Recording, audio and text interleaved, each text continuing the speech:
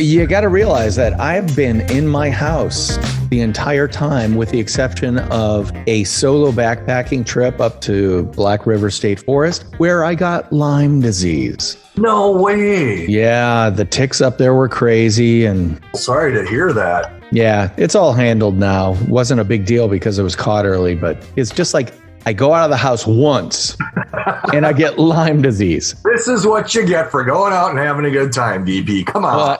Well, exactly. But I know you're like me, man. You're one of those people who just has to be close to a wood fire every now and then. And frankly, I followed you on your feeds, of course, and I saw that you've done some fun trips up north. You were around Superior or something like that? Yeah, I did 2 Superior trips. One was about 10 days, Superior Duluth area. One was 10 days, and the other was a couple. Actually, I did 3, a couple of weekends. So I'll be going back up there. I'm either going to go to Black River Falls State Forest in October, or Black River Falls State Forest and a place just about an hour north of Superior Duluth. Yeah. So yeah, that really for me, and you know this because you do solo trips, it really helped me be like, okay, I'm ready for the next phase of my life. I'm ready to let go of what was there. Things are not always going to be easy, but it's going to be okay. And for me, it was just very centering and grounding to be on that big water in particular. It's funny because I grew up on Lake Michigan, and I'm not a big fan of Lake Michigan. Yeah, I'm not either. Yeah. So it's kind of bizarre. It's like I love Lake Superior, and Lake Michigan's like, it's all right. Yeah. Obviously, we don't need to go into great detail about the psychological aspects of it, but we're all going through tremendous change right now. And all of us are feeling it in different ways. And I think that based on what I've seen on your Instagram feed and things like that, you're kind of doing what I'm doing, which is trying to get back to the core of who I am. Absolutely. And part of that was getting back to really touching the outdoors in a meaningful way. 100%. That for me is a big, so I've worked in a lot of indigenous communities, and right now with Jiujitsu, I'm studying Bushido, and Bushido, you may know, is a combination of Buddhism, Shintoism, which is the native belief system, the belief of the natives of Japan, and Confucianism. And I'm a big believer that, this is in many ways, whatever you want to call it, Earth, Mother Earth, God, whatever makes sense to you. But one of the way of saying, hey, humans, settle down. You don't need all this crap in your life. Sit, be quiet, find out what's important to you, get back to nature, get back to what you were designed to be, because we were, this, it's the beauty of solo backpack trips. We were designed to live in nature. We weren't designed to live the way we do. And we get caught up in all this crap and external stuff that really, when it's all you think about and it's all you see, it becomes your world and you think it's real, and you lose perspective of what's important. And getting out in the woods, being around dogs for me is very much a part of that reminder of what really makes sense. But the fact that it's the first time you and I have experienced, and the world in a long time has experienced it globally, is where some of my mentors and elders will say, see, it isn't just you going through this. This is the earth saying to everybody, bro, settle down, check what's important. Is this really what you need? Do you really need that, whatever it is? And because you bought that, or because somebody liked your post, you're happier and better? Or is it just, getting back to your core of, hey, every now and then I need to be alone and go hike. Yeah. And I needed that, and just for me, it took the divorce to really, and actually the other day I was talking to my soon to be officially ex-wife, and I just said, I'm really glad that you had the courage to call this, because now that I look back at where things were, just had gotten bad for us, and not bad in any way like obvious from the outside, but just really lost touch with who we were as individuals, and grown so far apart as a couple, we weren't really bringing out the best in each other. And, I think in many ways, COVID is similar to that. I would much rather not be going through this. Right. Especially with winter coming and living completely alone. But I also know that it's necessary and it's an opportunity to be really introspective. And I've learned this again through Jiujitsu, which is the idea that you're always going to be in a tough spot when you're in a roll, is what it's called in jiu-jitsu, in a match. But if you learn to breathe through it, if you learn to think through it, if you learn to have perspective through it, you can always see a light in it. And that's up to you to be able to tap into that light. And that includes you getting tapped out. That doesn't mean you win every match. And I think very, very similarly, that's what this is it's an opportunity. In many ways, it's going to be hard, but also when you approach it, knowing that parts of it are going to be hard. That's a big thing I've learned in the last few years. And instead of wanting everything to be okay, saying it's all right that it's not going to be okay, and I'm going to be ready for it. That totally changes the game for me. I actually learned that from one of my Big Ten football coaches. He coaches down at Northwestern, and he was the one who taught me that when they talk to players about there's going to be a bad point in a game, there's going to be a hard point in a game, just know that here's that how you can deal with it. Or when you first come to the university, you're going to really struggle and you're going to be homesick and you're going to have a hard time, and just know that now you can deal with it. That just changes the whole thing. This episode of the NonFiction Brand podcast is brought to you by Culture Chicken Brand Egg. What's that? It's one of my most requested presentations, now available as in-person live or virtual online presentations. If you've got a group or association that loves presentations that inspire, inform, entertain, and get you going at the same time, we should talk. Head on over to dpknudten.com/speaking to download my full speaker media kit today. And let's start talking about how I can help you get your party started. What you're really talking about is the fact that not only yourself, not only myself, but the entire world is going through a forced reset. Absolutely. Whether you like it or not, it's a forced reset. And, other people are facing health challenges that aren't not COVID related, but still, Absolutely. It's a forced reset, a divorce, a forced reset, a loss of a job, forced reset. And you can choose to look at it as this kick in the teeth or an opportunity to get back to who you actually are. And, here on the NonFiction Brand podcast, I'm a huge believer in kind of the first principles of who you are, who you actually are, and that being the actual foundation for what I like to call your completely true, completely you brand. And we all know people are just fronting and faking it out there. And we see it all day long, especially in your Facebook. But let me tell you, there are a ton of people out there that are really starting to look at what's important to them and getting back to that and almost shedding off a skin that no longer fits them. Very true. Very true. And I would add for me, and I think for a lot of people who are like me, is when you said, kind of those two experiences of getting kicked in the teeth and an opportunity for growth, as I've learned, and I didn't want to learn this. So this is that it's both, that a kick in the teeth is not a bad thing. Right. It hurts in the moment, but it is not a bad thing. And I have learned that for me, because I'm a slow learner sometimes, I need that kick to eventually get me to the point of saying, okay, I have to pivot. I don't have a choice. And not that it's like life or death, super scary, although in some cases with COVID it can be, but it's really more just that some of us just, even when we've got those signs of, you need to make a change, we ignore them. It's kind of like the fire or crying, whatever, that until it gets so bad, we don't do anything with it. And again, I'm in that camp. And that's why I'm saying that, is that, it sometimes takes that to really take that look back and say, this is where I am at. And I've gone with the flow in many ways. Is this really where I want to be? I gave up, camping. I gave up spending time outdoors. I never pursued a martial arts. I, didn't do some of the things that I wanted to do. And nobody ever told me I couldn't. It was just like, well, as a husband, as a dad, as a provider, I just don't have time for that. I'm supposed to do these other things instead.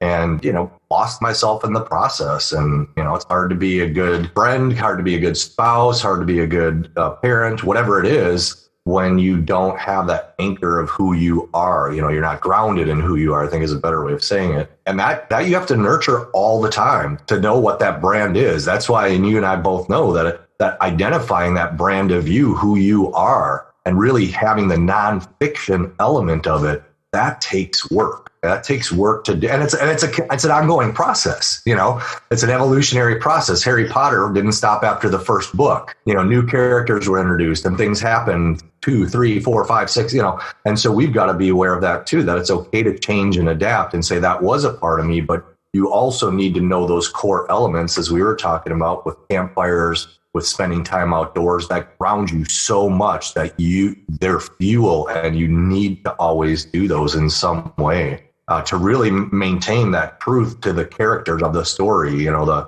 storyline, however you want to phrase it, to make sure it is nonfiction. And that's not easy, but it's so worth it. So worth it.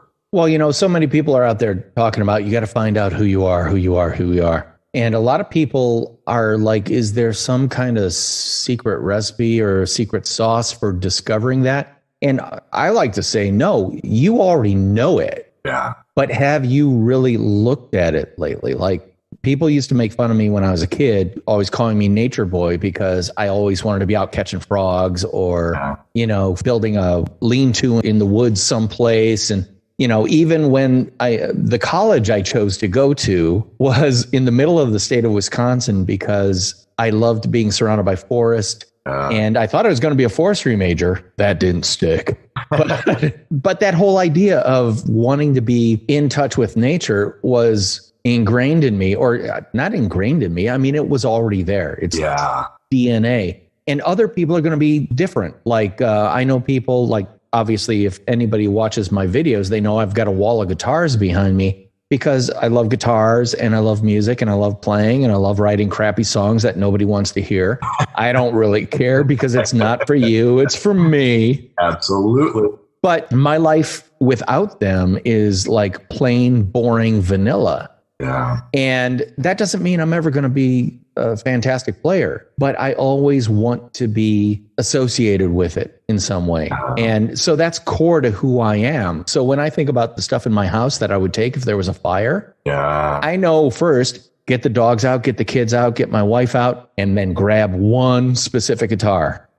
Because nothing else matters except that guitar, because I wrote all the songs I wrote about my daughters on that guitar. Oh, how cool. And I wrote the songs for my wife on that guitar. And that's the guitar my daughters are going to fight over when I'm dead. I've already got that planned out because I know that aspect of me is absolutely central to who I am, what I do, and how I do it. And, I know you well enough to know that you've always had a deep interest in the Stoic philosophers, Marcus Aurelius, Seneca, and others. The idea that if you think the problem's out there, that's the problem. The only person over whom you have control is yourself. There's no bad in the world. There's only the way you approach that challenge you're facing. And it sounds like you're really diving into that by going into Jiujitsu, which is a martial art, which is as much philosophy as it is physiology. 100%. And then, I'm going to just circle back on a couple of key points that you made that really hit home for me. One is that it's not so much a process of discovery and finding something that's outside of you. It's unearthing what is already there. Yes.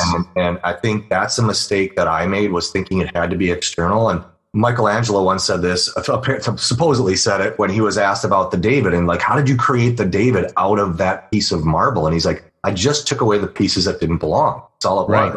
Right. And the other thing too, with the guitar that I love that you said, is that there are elements of things and part of who we are that we need to just practice. So what I love is, like in jiu-jitsu, it's called practice. You're not going to exercise or work out. You're going to just practice. And in the moments of practice, whatever it is, it's who you become through that practice, not the practice itself that matter.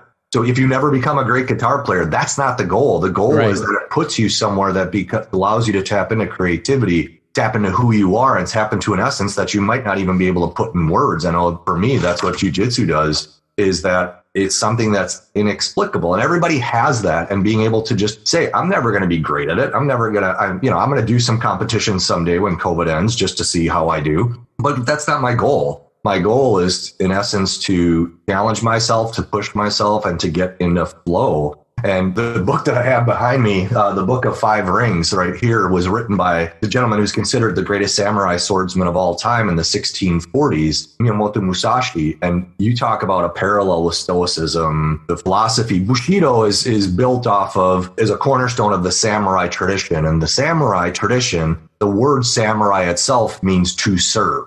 So it's all about service. It's all about development. And yeah, they were tough and they were, incredible warriors, but they were incredible warriors because of what was here and here. The sword was just an element of that. The archery was just an element of that. And so for me, one of the things I think that is central, and this is whether it's camping or doing jiu-jitsu, is our bodies are a part of that exploration. And if we're lucky enough to have the ability to move around, I think that has been so healing for me as I've dealt with, going through a divorce and dealing with depression and dealing with anxiety and really learning that my body has to be used as a part of that, and that the body is like a physical manifestation of the things you're studying and thinking about. So studying Stoicism and reading about it is one thing. Studying, a great warrior from the 1640s who literally sat in a cave with a whale oil lamp writing this as he knew he was going to die after 60 years of being this incredible samurai.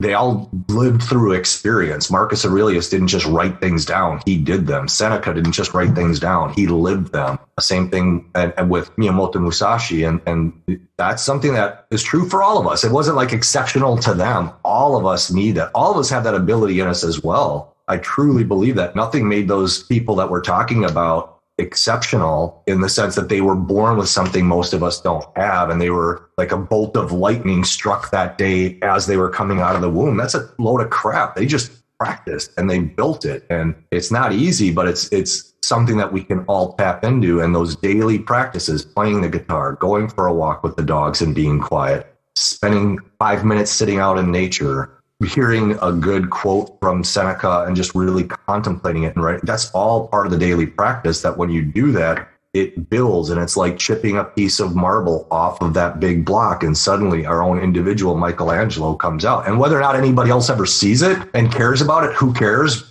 Because when we see it and feel it inside of us, we become content and we become purposeful. That nonfiction element comes out because it's who we are. And that's a beautiful thing. It's forged. There's no magic wand to get it, in my experience, at least, without going through some challenging stuff. But we're all capable of handling that when we do those things that nurture us, when we're willing to listen to podcasts like this, where you hear people not only sharing tips and advice about what they're doing with business or with social media, but also there's a lot that you, in terms of the questions you ask and the guests that you have, that extract that real humanness, in my opinion. And those nuggets are there for us to all tap into. And then, you interact with people in the community, and now you have some supports that can help you as you go along this journey, because we all need that. We all, humans are a social species, and we need that. And we need to listen to stuff like the NonFiction Brand podcast, just reminders, we can do this.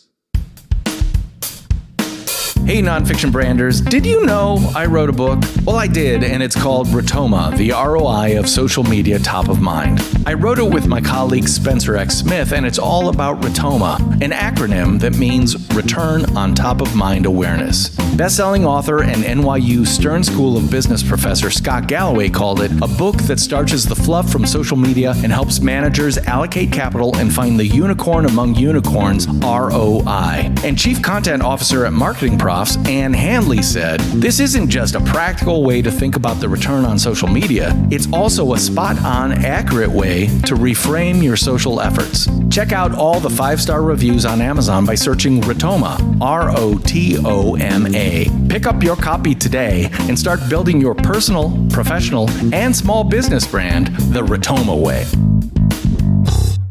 The closest thing I have to a recipe for what I like to call nonfiction branding is that who you are, what you do, and how you do it. And I love the fact that you're talking a lot about the what you do part, the practice part. And I love the fact that you were talking about how jiu-jitsu is about practice. It's about doing it. It's about engaging in it. And so I would encourage any listener out there to think about yourself from this point of view, which is, what do you do on a daily basis that is absolutely core to who you are? Because a lot of people get hung up on that who you are part without, really interrogating the what I do part. For example, let's say what you do is I love to cook. So consequently, I cook every day for my family. I get a lot of joy out of it.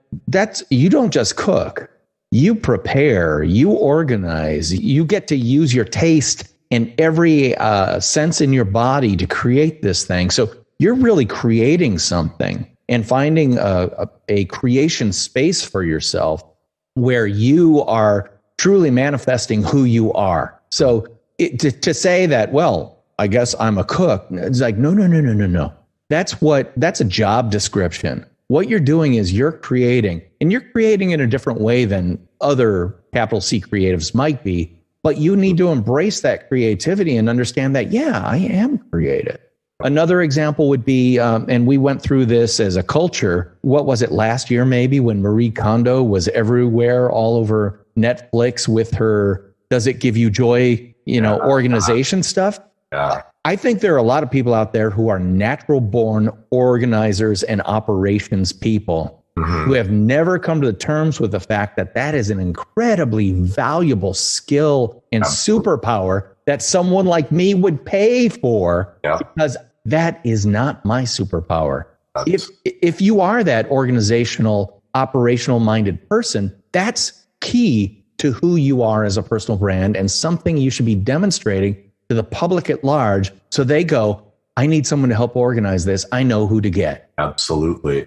And what I've discovered in learning, so I've been digging into things like the DISC profiles and some other profiles that we use here in Western culture. And DISC, if you don't know, is a personality type profile that can dig really, really deep. But one of the things is when you know your profile, and it doesn't need to be DISC, it could be something else. But when you have self-awareness to know what you are, you can also start to identify how you get fueled. So for example, the C in DISC, there's 4 categories. The C's tend to not want any personal recognition.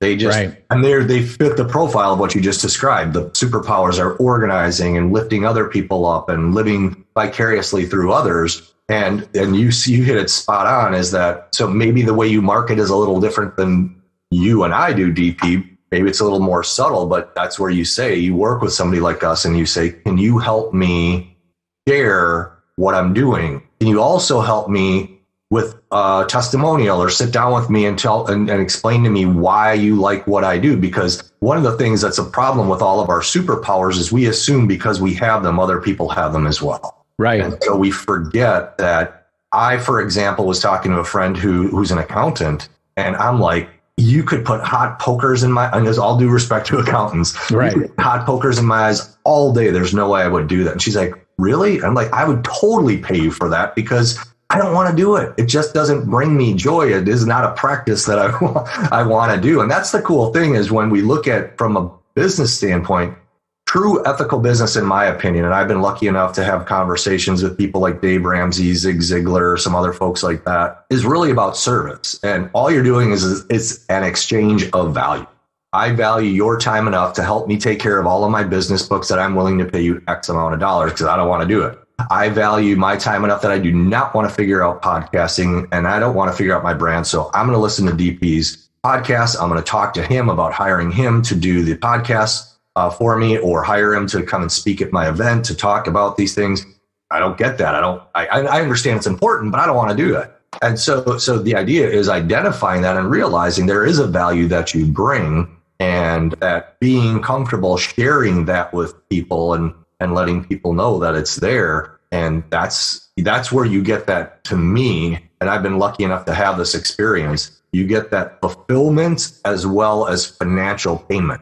And it's like, man, the work I'm doing matters to me. Oh, and guess what? I can live off of that, and I can support my family, and I can donate to things I care about. That's like, for me, that's kind of like a nirvana type place of, and is it like that every day? No. But when it is the majority of the time, that's when you know, okay, my brand is spot on. I've dug far enough, and it takes a while to get there. So doing different jobs to get you there, like is what I did. And just discovering while doing things on the side that are hobbies that build my creative energy. That's what you do, because nobody sits down one day and says, this is the only job I want to do. Once I get it, it's going to be perfect. Everything's going to be rainbows, unicorns, and butterflies, and then you get that job. That's, I think, another myth that's hard when people are like, well, I can't figure out my brand because sometimes I struggle and sometimes it just doesn't feel perfect or right. It's like everybody goes through that to a degree where you question, especially as you're starting that venture of questioning, is this really who I am? Is this really what I'm about? Is this really how I'm going to serve? Is this really how I'm going to create? And that's where I love jiujitsu, because every jiujitsu class, when non-COVID, every class you have sparring, what's called rolling. You always have to go against somebody else. You can opt out of it, but nobody does. A lot of times in the beginning, I did not want to do it because I didn't want to be embarrassed. I didn't want to be hurt, blah, blah, blah. So you kind of get over your fear, first of all. But if you're in a good studio, what they will do is they will work to your level and they'll just explain a couple of things are going to happen where we'll put you in a position where we're just going to see how do you react? How do you start figuring out when you're in a tough spot? Do you panic? Do you stop breathing? Do you start like going crazy with your pushing? Or do you sit, be thoughtful, look for an opportunity and contemplate while you're in that discomfort to find, maybe I'll try this. And then if that doesn't work, okay, maybe I'll try this. And I think that's metaphorical in many ways of saying, I'm 30 years old. I hate what I'm doing. What do I do now? To just breathe in that and say, okay, first of all, I recognize I don't know what my brand is. What do I do now? I start thinking about it. Well, some days it's going to be hard and I'm not going to know and I'm going to be frustrated. And it's okay to just sit in that and be like, damn, this sucks. But know then that there are resources like the good teachers when they're rolling with you who will stop a match and say, well, maybe you should have tried doing an Americano here, or maybe you could have done a Kimura grip, or when I did this to you, you could have, in the same way saying, maybe you could sit down and journal and just think about what are some of the things that you tried that you hated. Since you can't figure out what you work, figure out what you hate and why you hated it. And let's start identifying jobs that have that or parts of your brand as to why that might be. So you don't pursue those things. Yeah, well, as you can see, I love having Don Stanley on the podcast because all I have to do is say topic and we're off for a good 30-minute episode without a problem. However, this does mean we have to wrap up this episode, but don't worry, Don's back next week for a continued conversation about this and more. Don, how can people connect with you via social media if they are so inclined? What's your number one channel? My number one channel is, I'm experimenting right now, actually. I'm in the process of identifying, partially because of what I teach, because I teach digital marketing classes, exploring what those social channels offer and where I might move into my next phase as I start looking at deepening my brand in certain areas. So LinkedIn is a great place. Don Stanley 1294, which is the same handle on Facebook and Instagram. And then on Twitter, it's the number 3 Rhino Media. So looking at upping some of my interactions or my content creation too pretty heavily on YouTube over the next couple of months. So hit me up on any of them. Love to interact and love to engage, love to learn and love to pass on anything that I've learned as well. Well, Don's a great instructor at the University of Wisconsin-Madison in the Life Sciences Communication Department. And I always love talking to him. And as I say, he'll be back next week. So be sure to join us then. I'm DP Knudten for the NonFiction Brand podcast, and he is Don Stanley. And we'll be talking at you next week. Bye-bye.